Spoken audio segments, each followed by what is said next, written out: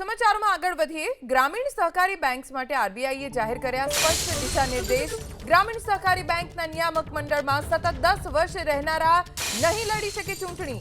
10 વર્ષ સુધી નિયામક મંડળમાં સામેલ રહેનારા માટે 3 વર્ષ રહેશે કુલિંગ પીરિયડ 3 વર્ષના કુલિંગ પીરિયડ બાદ લડી શકાશે ચૂંટણી 10 વર્ષ સુધી ડિરેક્ટર રહેલા સભ્ય જે તે સંસ્થા સાથે માત્ર ગ્રાહક તરીકે જ રહી શકશે જે તે ડિરેક્ટર પાત્રતા હોય તો અન્ય બેંકમાં ડિરેક્ટર તરીકે રહી શકશે